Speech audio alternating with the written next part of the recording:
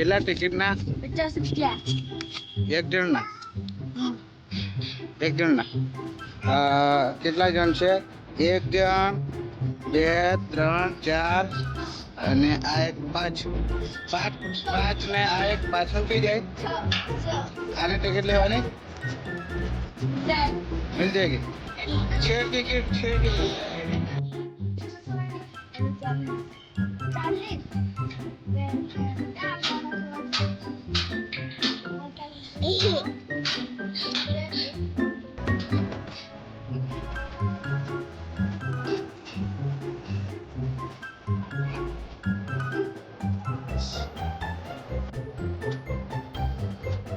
चलो सब बच्चों को टिकट मिल गई है 11 घंटा ट्रेन में बैठने के लिए.